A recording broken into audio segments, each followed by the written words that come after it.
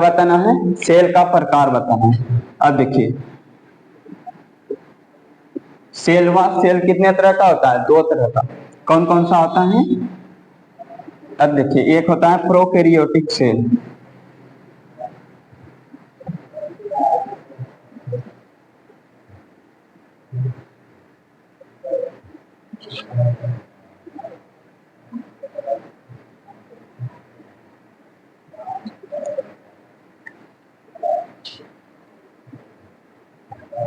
Prokaryotic.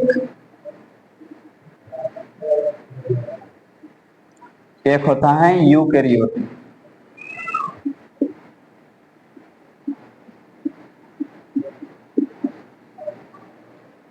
Cell देखिए prokaryotic पुराना cell है, प्रिमिटिव, इसमें न्यूक्लियस एब्सेंट होता है। इसमें एक पॉइंट क्या लिख सकते हैं? न्यूक्लियस एब्सेंट होता है।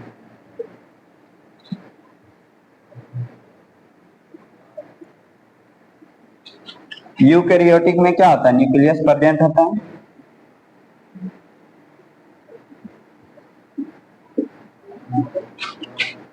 प्रेजेंट। यू मतलब होता है ट्रू, यानी सच्चा सेल। यूकैरियोटिक सेल को क्या कहा जाता है? सच्चा सेल। ये पुराना सेल है। देखिए न्यूक्लियस अगर एब्सेंट है तो सारा काम कहाँ पे होगा? प्रोकैरियोटिक में सारा काम साइटोप्लाज्म के अंदर होता है, और यूकैरियोटिक में ये न्यूक्लियस के अंदर भी होता है और साइटोप्लाज्म में भी होता है।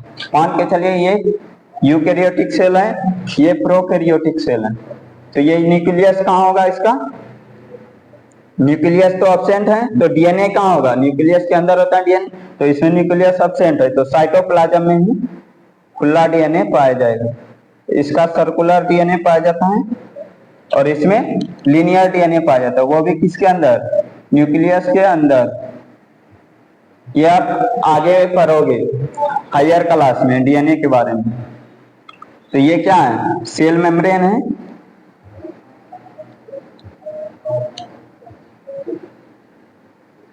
Cell membrane. और ये क्या है? न्यूक्लियस है। न्यूक्लियस के अंदर क्या पाया जाता है? ये डीएनए सब। ठीक, यहां तक समझ गए? क्या क्या बताएं?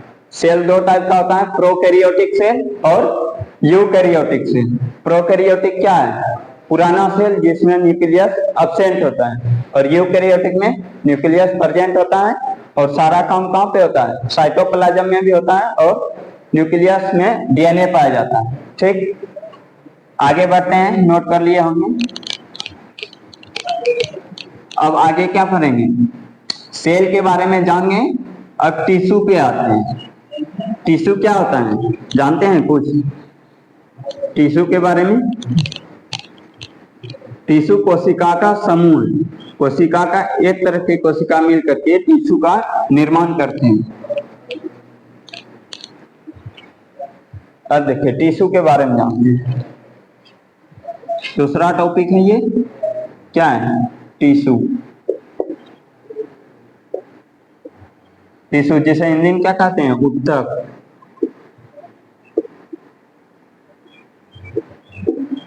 टिश्यू को क्या कहते हैं? एक जैसा रचना, यानी एक सी रचना। एक सी रचना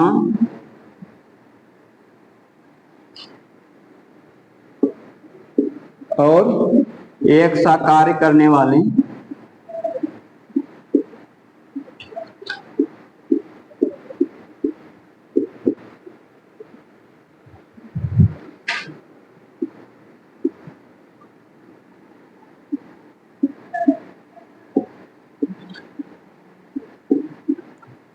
कोशिकाओं के समूह को क्या बोले? एक सी रचना और एक सा कार्य करने वाले कोशिकाओं के समूह को क्या बोलते हैं? ऊतक बोलते हैं।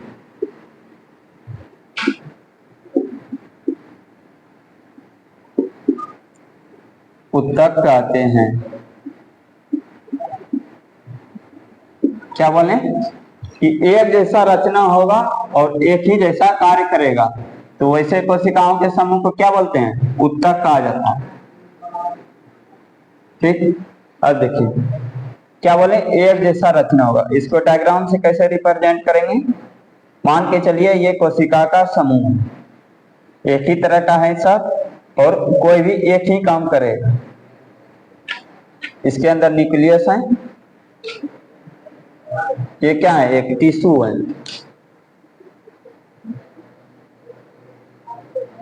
टिश्यू है। क्या बोले, ये क्या करेगा, सिमिलर फंक्शन, सिमिलर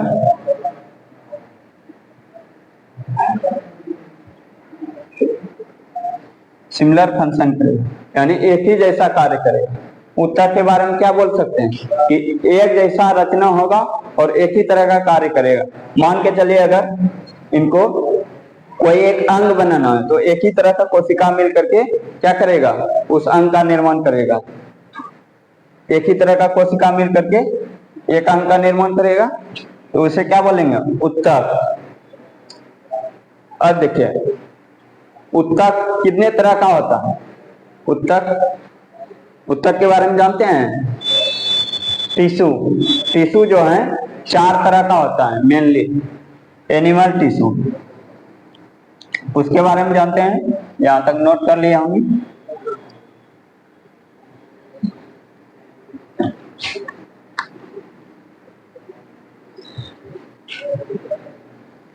टिश्यू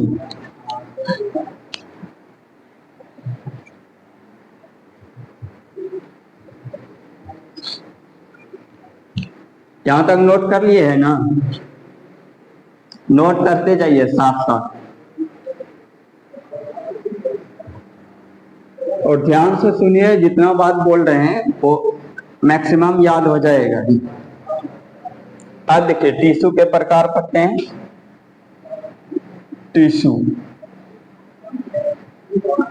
क्या बताए, टिश्यू कितने तरह का होता है? 4 तरह का।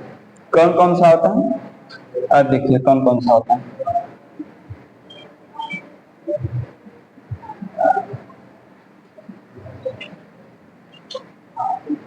पहला होता है इपिथेलियल टिश्यू,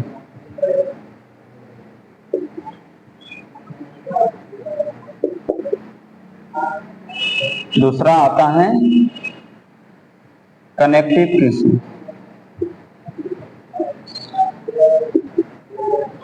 तीसरा आता है मस्कुलर टिश्यू,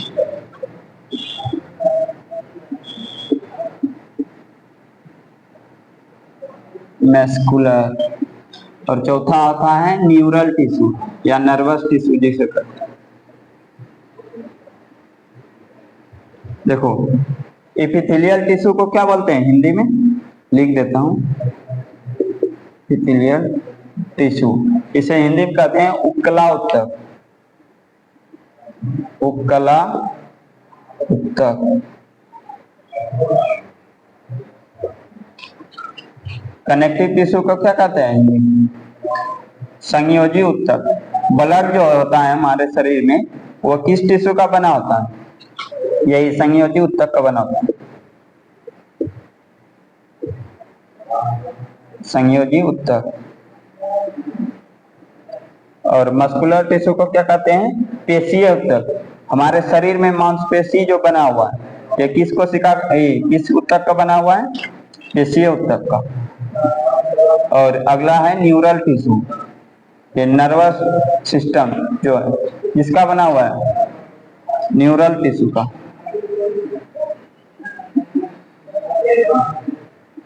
न्यूरल टिश्यू इसे क्या बोलते हैं, तंत्रिका उत्तक।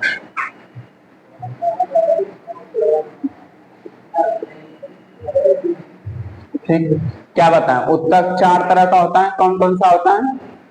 एपिथेलियल टिश्यू जिसे हिंदी में कहते हैं पेशीय उत्तक, दूसरा आता है मस्कुलर टिश्यू जिसे हिंदी में क्या कहते हैं, ये मांसपेशीय उत्तक, पेशीय उत्तक।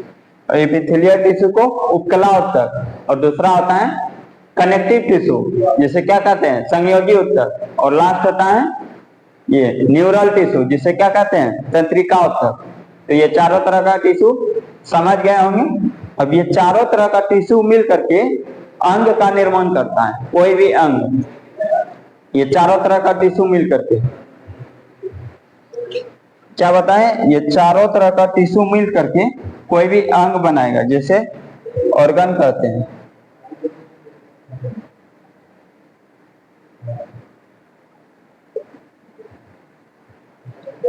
यहां तक समझ गए हैं? ये चारों तरह का टिश्यू मिल करके क्या बनाएगा, अंग, कोई भी अंग। जैसे कि अगर ये डाइजेस्टिव सिस्टम का बात करें, इसमें कौन कौन सा अंग है, आमाशय है, उसके बाद छोटी आंत है, बड़ी आंत है, ये सब क्या है, अंग है। ये सब कौन सा टिश्यू बनाएगा, ये चारों तरह का टिश्यू मिल करके अंग बनाएगा। अब देखिए अंग से क्या बनता है, अंग तंत्र, यानी बहुत सारा अंग मिल जाएगा तो एक सिस्टम बनाएगा, उस सिस्टम को क्या बोलेंगे, अंग तंत्र। अंग तंत्र बहुत तरह का होता है, अब उसके बारे में जानते हैं, वही आपका चैप्टर बन जाएगा। यहां तक नोट कर लिए होंगे, मिटाते हैं इसको।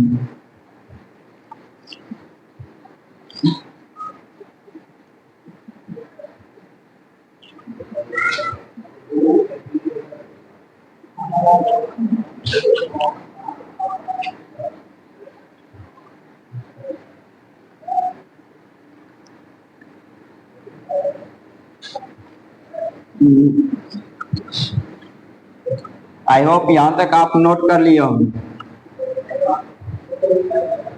साथ साथ नोट करते जाइए। ठीक, अब क्या करेंगे, अंग तंत्र। देखिए आप